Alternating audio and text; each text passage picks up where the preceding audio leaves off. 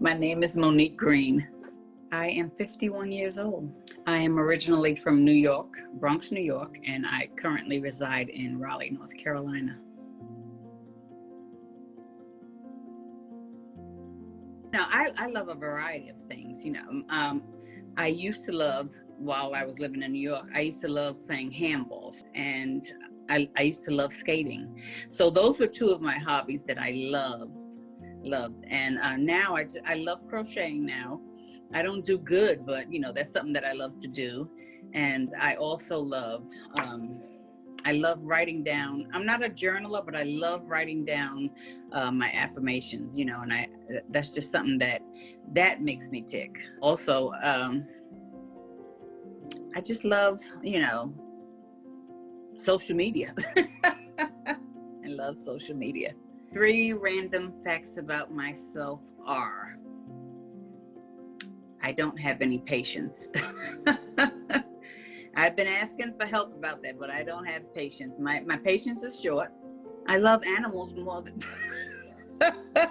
this is gonna be bad, but I love my animals sometimes more than humans, I tell you. I guess because they show unconditional love, but yeah, that's a random fact for sure.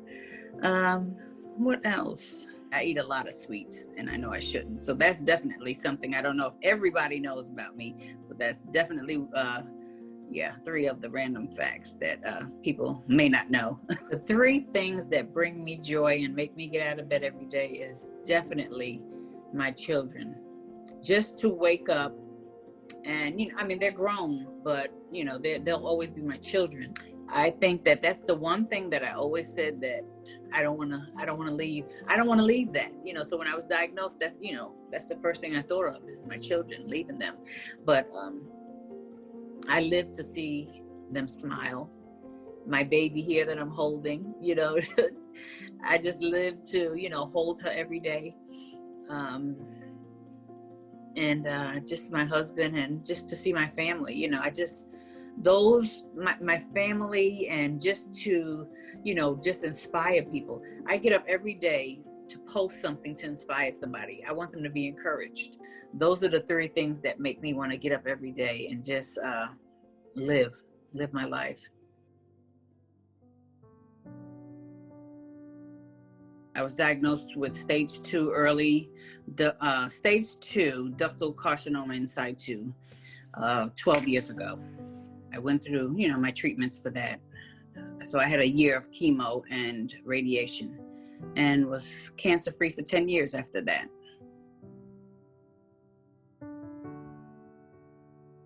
I started just being in pain, and I didn't know what was going on.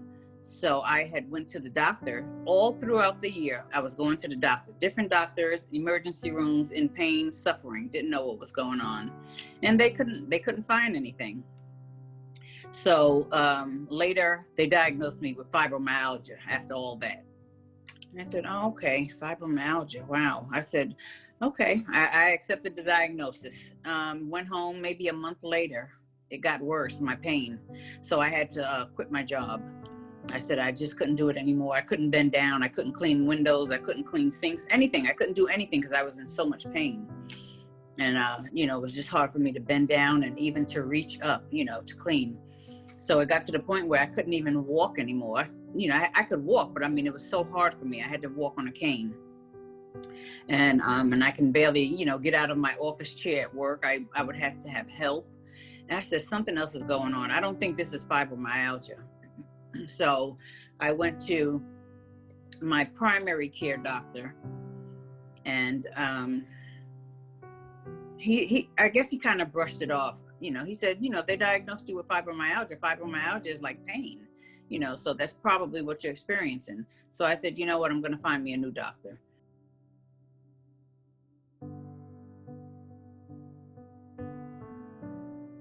I found a new doctor, another primary care. And when I met her, and when I first met her, I said, there's something about her. She just seems very cold to me. She did some blood work. I think she called me back the next day or 2 days later. and she wanted me to come in. So I came in, and she said, I want to do another set of blood work on you just to make sure. She said, because there's something that I'm looking at on the blood work that, your alkaline phosphatase is very high, and usually that's a sign of something. She said, but I just want to take some more blood work and just make sure. I went home that Friday night, and I don't know what made me check. They have something called My Chart where you can just check, like, I guess, all of your tests that you've taken. After I set up the My Chart, I happened to see my results was in. I said, wow, I have results? I didn't know that they would put results up there. So when I looked at the results, I happened to see widespread osseous disease or something like that, metastatic.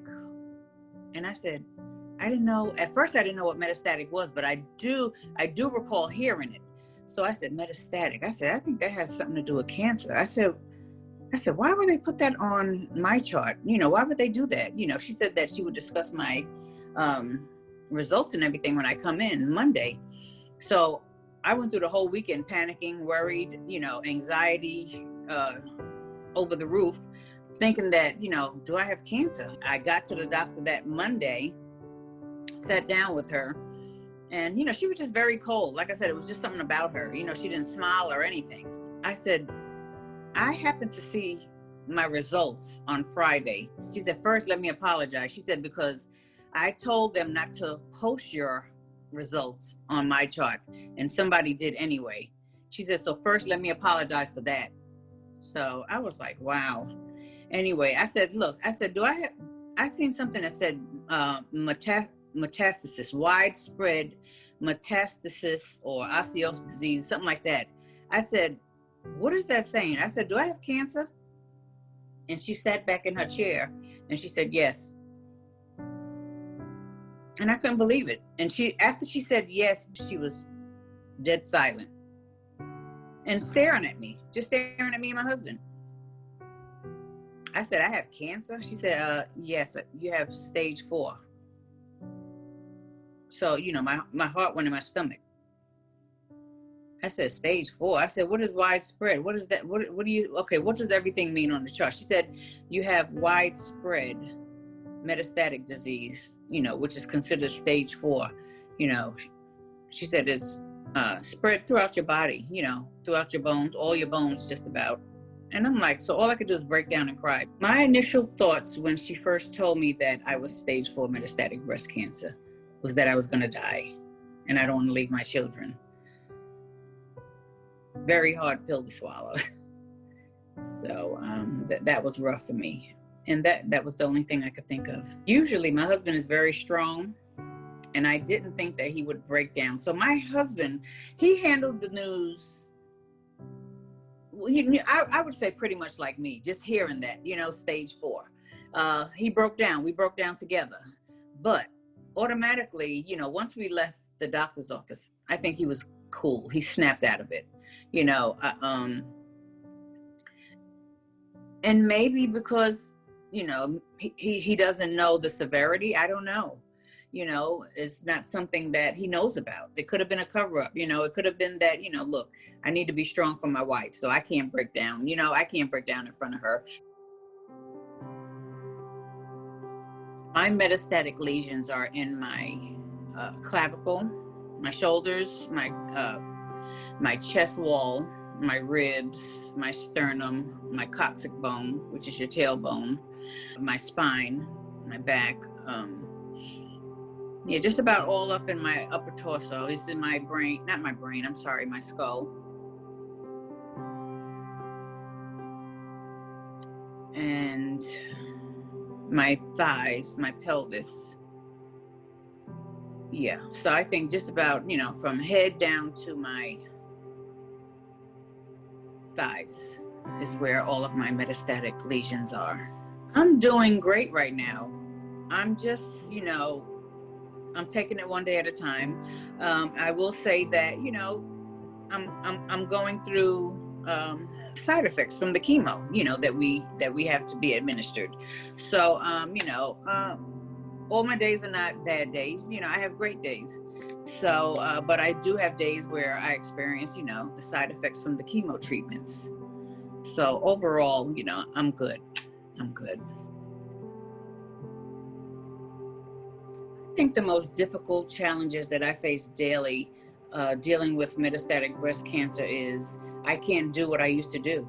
Number one is I get very tired quickly. I'm winded just going up the steps. So just doing everyday things, even chores around the house. I have to sit down sometimes after just maybe sweeping or vacuuming the floor, you know, so I just can't do all the things that I used to do as far as house cleaning. I get very tired very quickly. I can't even bend down on my knees uh, because they hurt, you know. So if something fell down and I had to go down on my knees to get it, oh my gosh, it's such a struggle. My knees hurt so bad when they hit the floor, and getting up is just as worse.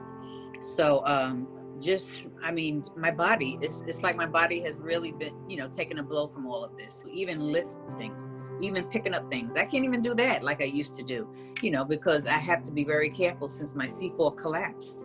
You know, the cancer, you know, collapsed my C4 vertebrae. So I have to be very careful with just doing little things as far as lifting, even lifting over my head. So a lot of things have just become a challenge, you know, and even sitting long, you know, that's another challenge. You know, it hurts. When I get up, I feel like I'm 100 years old, 100 years old from my bones. So it's just very hard, you know, to just do the things that I, you know, used to do. Just normal living is a challenge for me.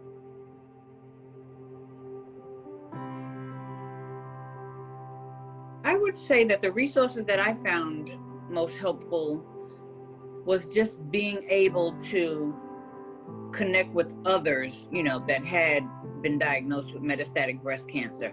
Now, I mean, I can say that it's not a lot of people that I know, but it was around 2 people that I knew, you know, who was also diagnosed, and they went to the same cancer hospital that I go to.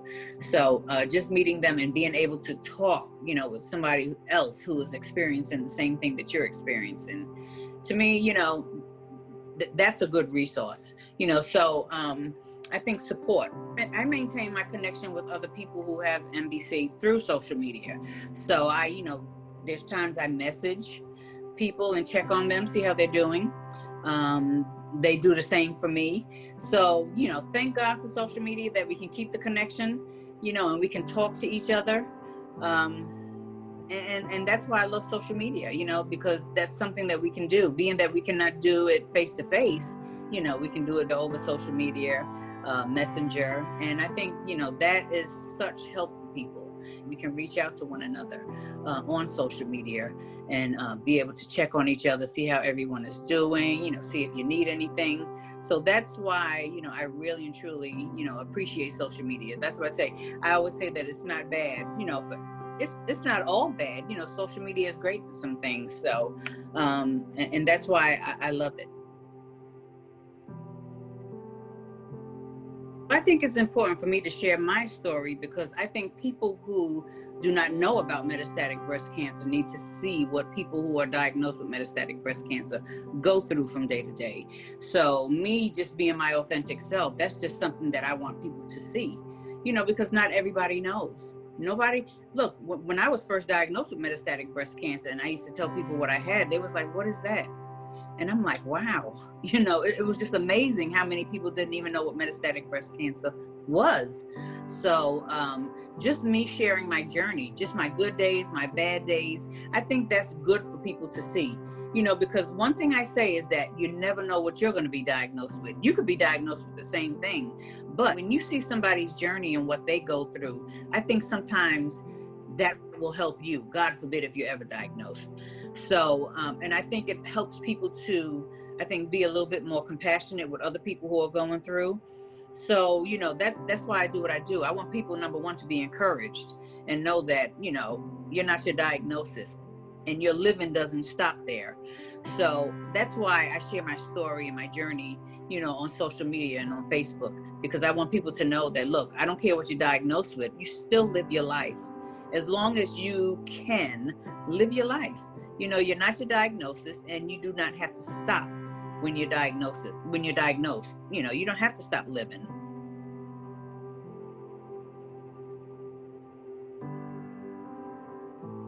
One thing I will say is that when I was first diagnosed, I was in a depression for 3 months. So I was in my bed every day in a depression, thinking I'm going to die. I don't want to leave my children. So, you know, when I had come to my 3rd month of being depressed, I was tired. I was sick and tired of being sick and tired of laying in that bed. So really, I had to pray and I had to ask God to help me get out of this bed and help me live. I gave myself 2 more weeks to mourn and get out of the stump that I was in. I said, on my 49th birthday, I want to get out of this bed and I want to have a new mindset. I said, you know what? I'm not going to let this diagnosis take me down. I said, I'm either going to succumb to the diagnosis or I'm going to live my life. And I said, I chose to live. So I'm telling you, that day I got out of that bed and I was a different Nikki. I was a different Nikki.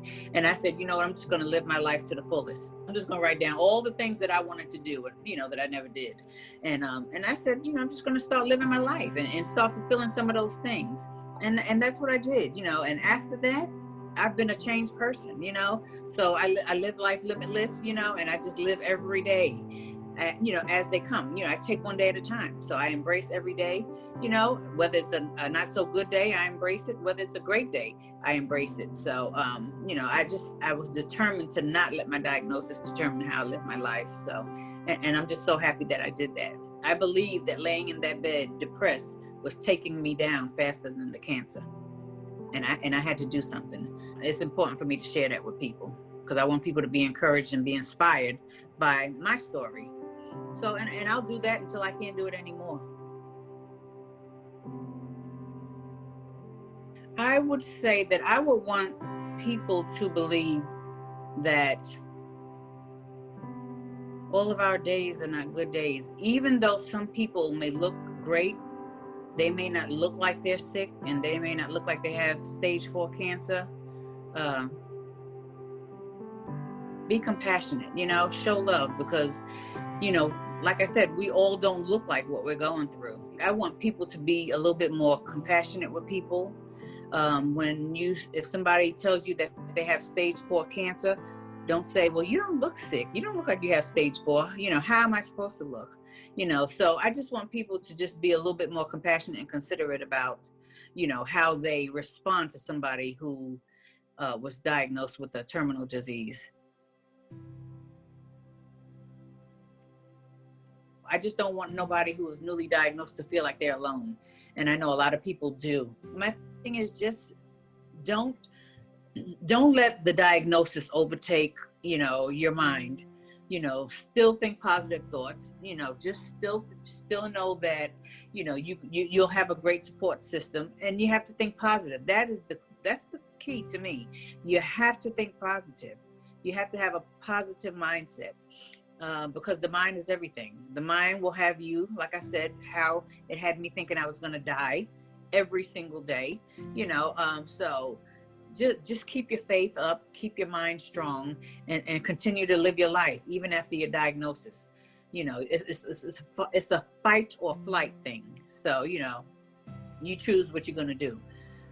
Don't give in to your diagnosis. So that's the main thing. And know that there are people out there who are willing to help and support you and talk with you and talk you through it.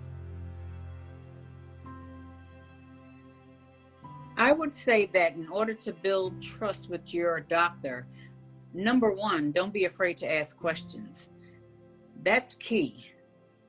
This is your body. This is your life. So not everybody is going to treat your body and your life like you would. So don't be afraid to ask questions. You know, my thing is, before you even go into a doctor's office, write everything down at home. Any questions that you want to ask. Don't always let the doctors tell you something. You ask. My thing is, I tell my doctor, and I do, treat me like I'm your daughter who was diagnosed with cancer. You know, so but you have to develop a close relationship with your doctor, and I believe that communication is key. You know, let them know how you feel. You know, let them know what you expect from them. You know, and I believe that that's where a relationship will develop. Don't let your doctor just tell you anything and brush you off. So, like I said, with the other doctor, my primary care, that new one that I had, you know, she was very cold. I noticed it. So, and that's another thing. Don't feel bad if you want to change doctors, because you have a doctor who probably does, little to even dialogue with you or let you know anything, about your treatments or, anything pertaining to you. If you're not happy with your doctor, move on, and don't feel bad about it. So, because like I said, this is your life, this is your body, this is your health. And you're only going to get that by sitting down and communicating and getting to trust your doctor and your oncologist. So communication is key. Don't be scared to talk to your doctor. Go on with your questions and everything that you want to ask. A lot of African-American women don't have health care. A lot of African-American women are scared to do clinical trials. These are 3 things that I know of, just lack of health insurance, lack of, clinical trials that they want to try because of trust issues, I believe. They're scared to even try clinical trials. And I just think maybe the lack of support, maybe support from peers, family. And that's really all I can say about, racial disparities that I know of. So I do want, African-American women to know that clinical trials are great to try. You may come across a clinical trial that works for you. So don't be scared to try clinical trials. That's what they're there for. And I think a lot of African-American women don't utilize that. And I want them to do that. I believe that it's important for me to speak up about MBC and living with it, because I think a lot of African-American women, they don't speak up about it. So, and I think when you don't speak up about things, you're easily brushed off. See, but you're not going to brush me off. So I'm going to speak and you're going to know. So, I mean, I need you to see me and I need you to hear me. So that's my thing. So I think it's very important that we speak up about it, because like I said, when I was diagnosed, I didn't even know what it was. So a lot of people are blind to what MBC is. So we just need to speak up more about it and be heard. We need to let people know that, look, we're not going to take this lying down. We need y'all to support us. We need y'all to support metastatic breast cancer thrivers and survivors. We're fighting to live every day. And our cancer is no less important than any other cancer that anybody else is diagnosed with. So, speaking up is just key to me, and letting people hear your voice and know that, look, this here is dear to your heart and you want changes done. So we have to talk. We have to just talk up more. If we stay silent, things will never change. So speak up.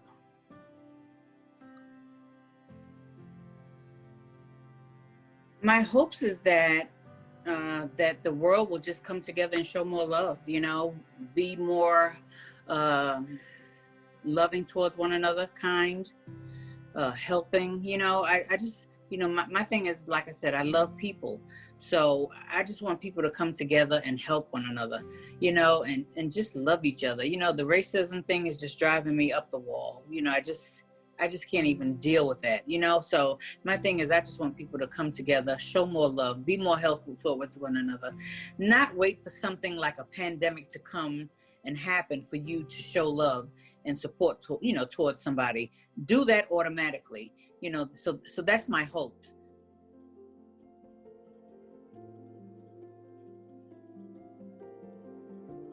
I want to share, I just want to share with people that, just, it's so important not to give into your diagnosis. And it took time for me to get there. Like I said, I was in a depression for 3 months, but all that time I wasted being in a depression, was just such a waste of time. Even, when you have a diagnosis like we've been given, terminal stage 4 metastatic breast cancer, there's no cure. Look, don't think of dying.